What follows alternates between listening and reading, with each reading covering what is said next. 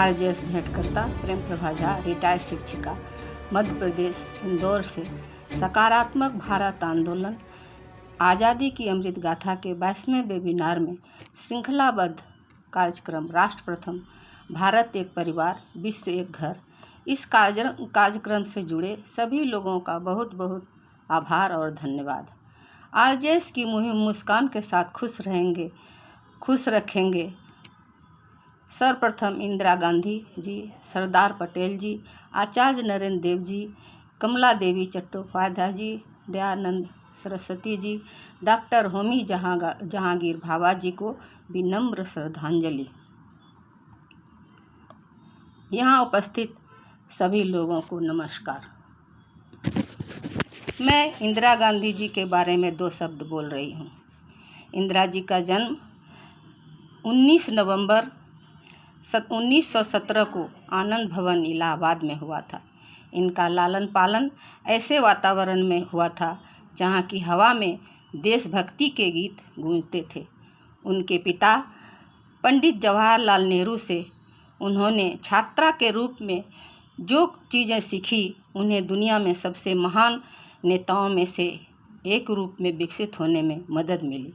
भारत में के पूर्व प्रधानमंत्री लाल बहादुर शास्त्री जी का असामयिक मृत्यु के बाद 24 जनवरी 1966 को भारत की तीसरी प्रधानमंत्री बनने के पहले सूचना प्रसारण मंत्री थी।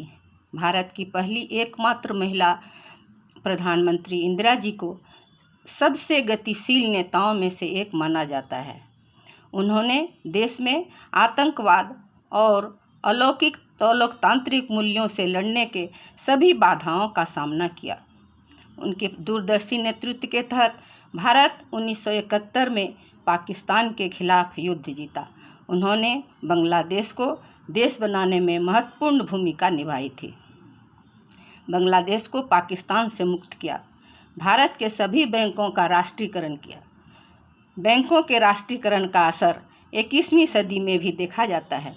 1970 के दशक में एक महिला नेता पर भरोसा रखा और परिणाम स्वरूप भारत की अर्थव्यवस्था तेजी से बढ़ी। सत्ता में उनका कद बढ़ा। दुनिया की हजारों महिलाओं को रूढ़िवादिता को तोड़ने और अपने जीवन में सफल होने का भरोसा दिया। उनके जीवन का दुखद पहलू था उनके अंगरक्षकों ने ही 31 अक्टूबर 1984 को उनकी हत्या कर दी। उन्होंने राष्ट्र के लिए अपना बलिदान कर दिया। वे एक महान राजनीतिक थी जिन्होंने भारतीय राजनीति में अपना वर्चस्व बुलंद करने के साथ पूरी दुनिया में भारत का नाम रोशन किया।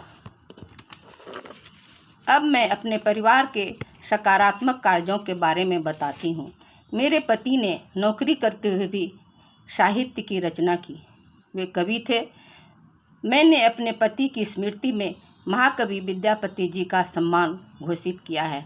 उन्होंने 3 किताबों की रचना की है। विद्योत्तमा,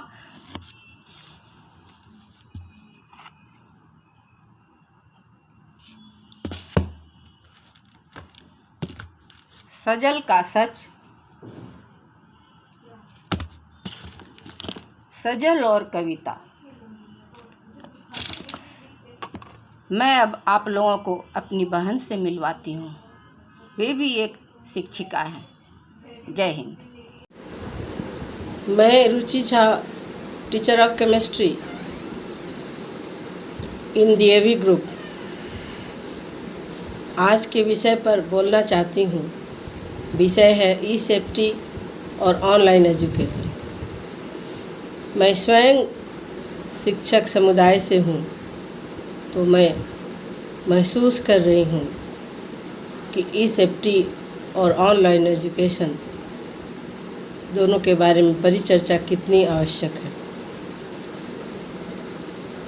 कोविड-19 पेंडेमिक के संदर्भ में सोचा जाए, देखा जाए तो बच्चे, स्कूली बच्चे, 18 साल से कम उम्र के बच्चे जिनकी वैक्सीनेशन नहीं हुई, या पहले जब वैक्सीन 18 से ऊपर वाले बच्चों के लिए भी नहीं आई थी, तो बच्चों का स्कूल जाना, कॉलेजेस में रहना, यूनिवर्सिटीज़ में रहना बिल्कुल ही संभव नहीं था। उस संदर्भ में शिक्षक समुदाय को, शिक्षा जगत को एक अन्य विकल्प की तलाश करनी पड़ी, जो ऑनलाइन एजुकेशन है।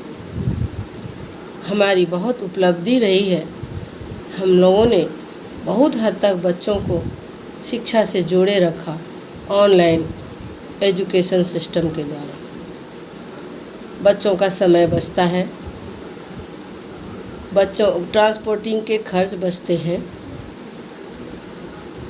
बच्चे खुश भी हैं, अभिभावक भी खुश हैं कि उनके बच्चे स्वास्थ्य के दृष्टिकोण से सुरक्षित हैं और घर पर हैं। लेकिन एक शिक्षिका होने के नाते मैं ऑनलाइन एजुकेशन को बहुत लंबे समय तक कंटिन्यू करना सही नहीं मानती, क्योंकि बच्चों के चारित्रिक विकास के लिए, बच्चों के सर्वांगीण विकास के लिए उनका शिक्षकों के साथ रूबरू होना अति आवश्यक है। इसलिए जब हम पेंडेमिक पर पूरी तरह सफलता पा लेंगे, हमारे बच्चों को वैक्सीन लग जाएंगी, तो बच्चों का स्कूल में आना ही श्रेयस्कर है।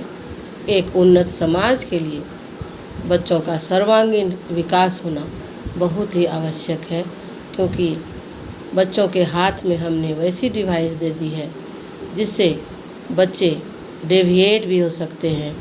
ई सेफ्टी की बात इसलिए उठ रही है क्योंकि उसी मोबाइल से वो पढ़ते